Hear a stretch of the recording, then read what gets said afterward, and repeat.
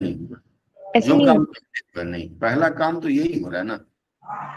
ठीक है, जी तो सर। आप इसको लिखना चाहती हैं तो फिर इसको लिखना होगा, two appellants and four people who were acquitted by the trial court were a part of, पूरा पैसे में चला जाएगा, were a part of 40 to 50 people, a group of इतना, जैसे लिखा है हमने, and they were brought in a truck, इस तरह से तो कहानी उल्टी हो जाएगी।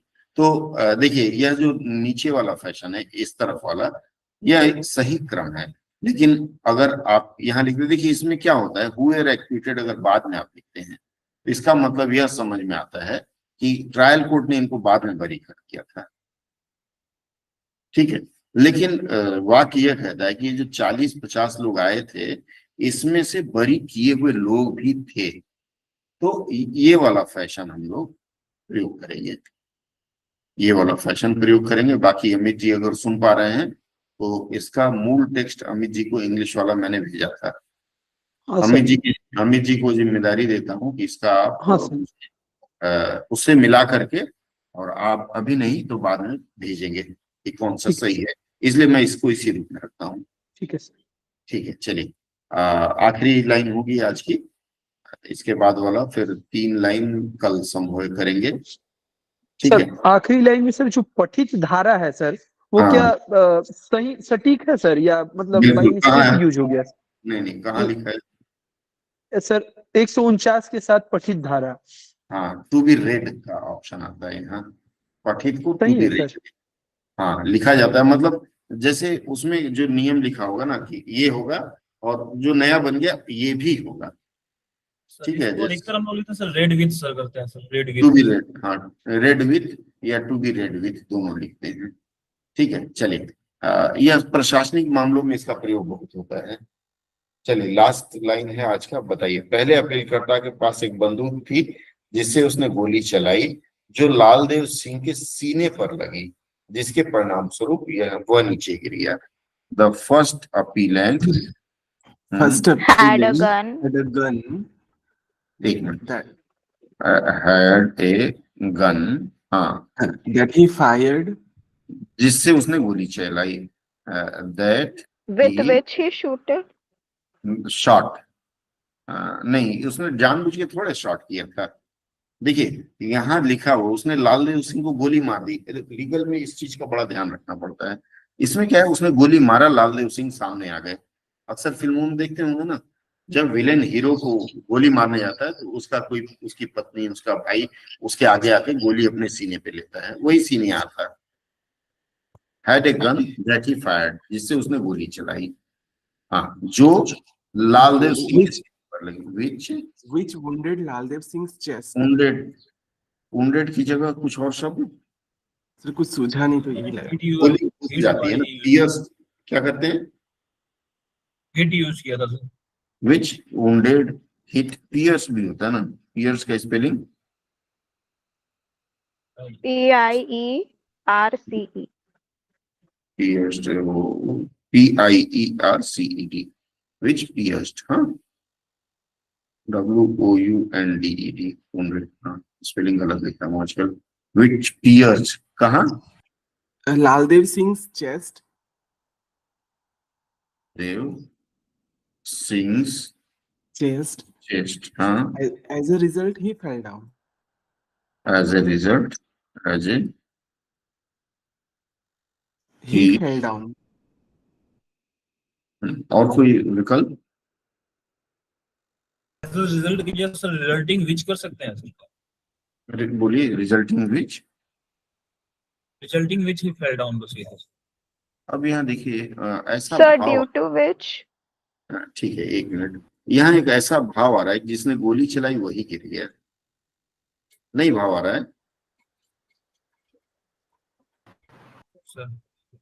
ये भाव थोड़ा बदलिए। Sir as a result of which he fell down, ये ही की जगह लालदेव सिंह का प्रयोग कर देंगे हम लोग। लालदेव सिंह की गोले में, सिंह के सीने में गोली लगी, जिसके परिणाम स्वरूप वो नीचे गिर गया। एज ए रिजल्ट यहाँ ही की जगह आप लालदेव सिंह का प्रयोग करेंगे।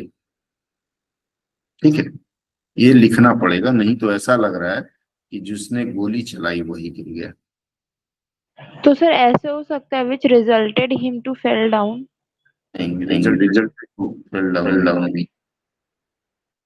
Resulting which Laldev Singh fell down, ये इस रूप में जाएगा, या फिर due to which Laldev Singh fell down, ये प्रयोग आप करेंगे। ठीक है, ड्यू टू विच इसके बाद जो है वो उसको देख, बस इतना ही आप लोगों को प्रयास करना है, इसके बाद का पूरा करें। जी बोलिए। एक बार अगले वाले वाक्य को सर एक बार पढ़ के थोड़ा क्लियर कर दीजिए। अगले या पिछले? अगला तो ये आएगा और ये पिछला अगले है। वाक्य को सर, नहीं जो आगे दिया हुआ सर, अगले वाक्य को। आने वाला वाक्य जो है, हाँ हाँ सर, अगले वाक्य आने वाला वाक्य, इसके बाद बरी किए गए लोगों में से किसी ने भी अपनी बंदूक से गोली नहीं चलाई और गोली फिर से लालदेव सिंह को लगी। मतलब लालदेव सिंह बेचारे गिर गए, फिर दोबारा एक गोली लगी। ठीक है, फिर बरी किए लोगों में से एक ने फिर गोली मारी और लालदेव मर गए। इसका मतलब 3 गोलियां चली। पहले अपीलकर्ता ने देवा सिंह नामक व्यक्ति पर 2 गोलियां चलाई जो उसकी जान पर लगी। ये गोली मारने वाले ही बात है। ठीक है, क्लियर है? पहले पूरा देखिए नियम कहते हैं। हाँ बोलिए सर। इसमें क्या है कि पहले किसी ने गोली नहीं चलाई फिर वो गिर गए सर, जो नहीं चला। ऐसा भाव आ रहा है क्या? सर ये ना, इसके बाद बरी किए गए लोगों में से किसी ने भी अपनी बंदूक से गोली नहीं चलाई और गोली फिर से लालदेव सिंह को लगी। मतलब ये 4 लोगों में से किसी ने नहीं चलाई, हो सकता है 5वें ने चला दी होगी, अच्छा। क्योंकि इसमें कह रहा है ना, इसके बाद बरी किए गए लोगों में से किसी ने भी अपनी बंदूक से गोली नहीं चलाई और गोली फिर से लालदेव सिंह को लगी। इसका मतलब है गोली कहीं से आके फिर लालदेव बाबा को लगी। ठीक है, तो इस तरह का प्रयोग कर सकते हैं। आज की चर्चा में कुछ विशेष या ऐसा लगा कि हम सीख नहीं पा रहे हैं, किसी को ऐसा लगा? एक मैडम नहीं सर मैं बोल रही थी सर, अनुवाद के लिए और भी मैटर भेज दीजिएगा ना, इससे अनुवाद काफी सही हो रहा है, तो रोज करने से यही मैटर कितना मैटर था? मैटर कम है, पूरा कर ली हो? जी सर, एक ही दिन में जो आप भेजते मैं एक ही बार में कर लेती हूँ। अच्छा ठीक है, मैं स्लो हो गया। ठीक है आकाश। सर अगर ये अनुवाद डेली करते रहे प्रैक्टिस, तो इससे सर राजभाषा अधिकारी के एग्जाम में मदद मिलेगा ना सर? किसी भी एग्जाम में मदद मिलेगा, क्योंकि यहाँ जो अनुवाद का अभ्यास मैं करा रहा हूँ, खाली ट्रांसलेट नहीं करा रहा हूँ मैं। क्या लग रहा है आपको खाली ट्रांसलेट करा रहा हूँ मैं? नहीं सर, मैं आपको नियम सिखा रहा हूँ अच्छी अंग्रेजी या अच्छी हिंदी लिखने की। तो जिस तरह से मैं करा रहा हूँ, चूंकि अगर आप कॉपियां अपनी मुझे भेजते तो मैं क्या करता, मैं उसमें हाँ 8 नंबर 10 नंबर खाली नंबर दे के भेज देता। लेकिन मैं ये जिस तरह से करा रहा हूँ, अगर इसमें आपको असुविधा हो रही है तो बताइए, फिर मैं नया प्रयोग कर लूंगा। नहीं सर, नहीं सर, ये कोई दिक्कत नहीं है सर। सही है। हाँ, क्योंकि मैं चाहता हूँ, देखिए मैं चाहता हूँ कि आप लोग किसी पे निर्भर ना रहें। तरीका सिखा दे रहा हूँ सर मुझे ये पूछना था, हाँ बोलिए। जैसे मैं करती हूँ तो मुझे बहुत टाइम लग जाता है, कभी कभी 2 हाँ घंटे भी लग जाते हैं, और हाँ, वर्ड्स के लिए भी सर्च करना पड़ता है, तो उसके लिए क्या करूँ? मतलब वर्ड सर्च करती हूँ तो वो सही है या फिर? सबसे खराब आदत आपकी है शिखा, कि आप वर्ड सर्च करने लगती हैं। सर्च यहाँ से करना है।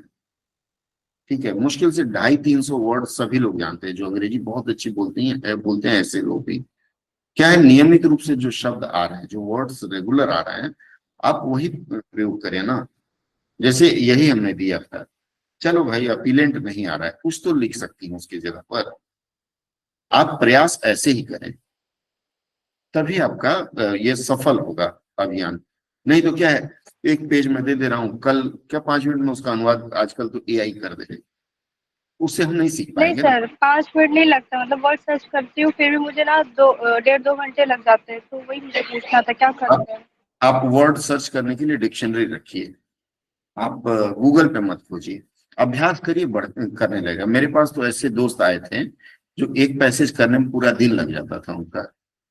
आज 3 लोग थे, उसमें से एक प्रोफेसर हैं और 2 रेलवे में हैं, और अभी क्या 5 मिनट में कर लेते हैं। यह आपको अभ्यास करना है। और दूसरी चीज है, मैं पिछली क्लास में भी बोल रहा था कि पढ़ने की आदत डालिए।